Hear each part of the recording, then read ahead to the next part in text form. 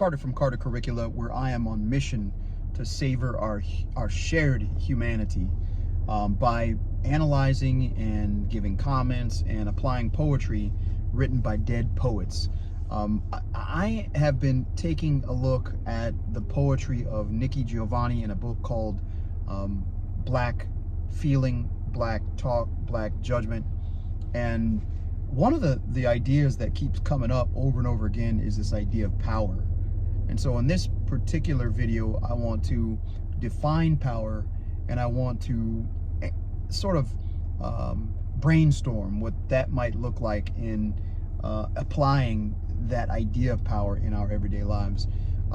So Nikki Giovanni, in the 4 poems that we've done so far, power is the ability, one person's ability to take control over their minds or their actions.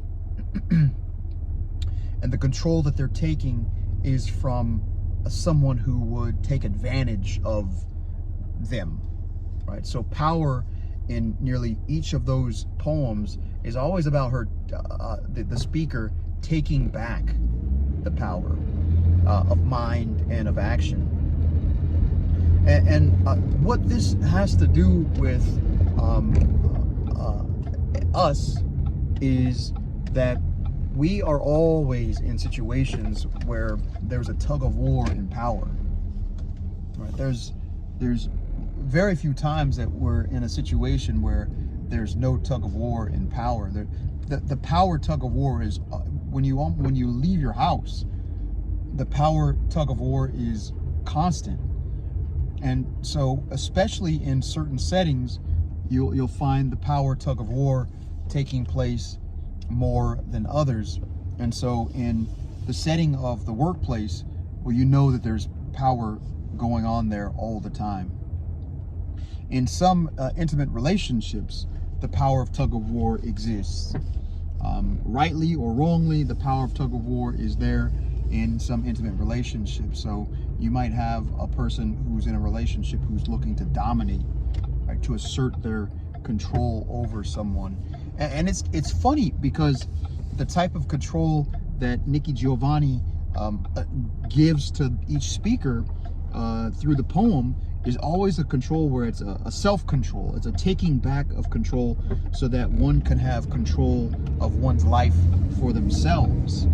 And it's not, it never does she have in her poetry the assertion of power, one person over another, the speaker over another. The speaker's always taking back the power, right? They're not power hungry to have power over other people. They're power hungry to have power, their own power, utilized for themselves so that they can control the outcomes of their own existence, their own lives.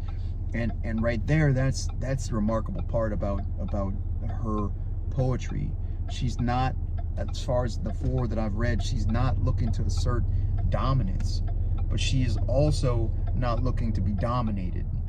Right? She's not going to stand for dominance in her poems, whether that's a dominance in terms of the mental world or the dominance in terms of the physical world. So for example, there's a poem called I'm Not Lonely, where there's a breakup, and the speaker in that poem says, you know what, I'm in bed alone, I sleep here alone, I live alone, everything I do now is alone, but you know what, I'm not gonna allow myself to feel lonely.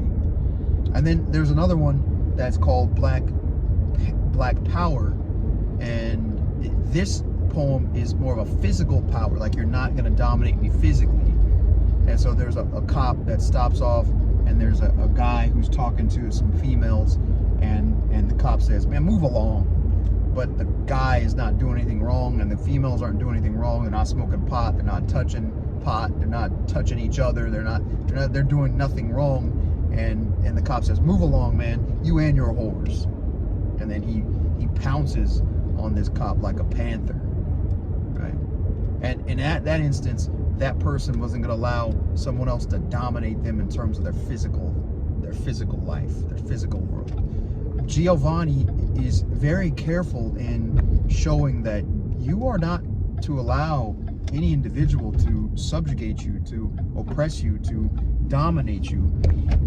Yet at the same time, she never even comes close to showing that anyone should dominate another, like the speaker should then, if you're not being dominated, you gotta dominate kind of. No, she's not interested in that. It's just to dominate yourself, have power over yourself. And this is, in my opinion, one of the most human experiences that we can savor, right? Savoring the sense that we have to have power over ourselves, and not necessarily have to have power over anyone else.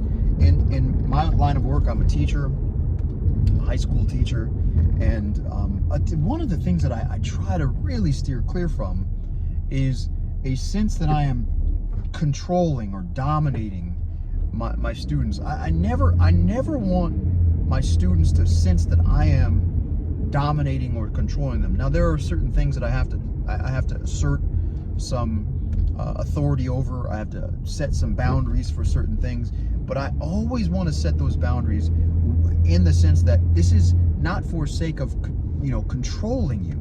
This is for the sake of you learning to control or have power over yourself. And in order for us to have self-regulated power, these are the things that we need to do, because there's a bigger power that we're looking to accomplish, or a bigger vision that we're looking to accomplish, and we're using the instrument of self-power, self-governing power to put that into place. So there's a thin line, I think, between asserting power for one's own good and its power over oneself, and asserting power over other people for one's good. And I think that, at least so far in Giovanni's poetry, and she's never interested in asserting power over anyone except herself. And that self accepted power is something that we all should be able to savor. Well, next time I'll see you in a Giovanni text, at least, analyzing that. I'm going to be taking a look at a text called Seduction, and I'll bring that up probably tomorrow. I should be able to post that. So until then, I'll see you in the next one.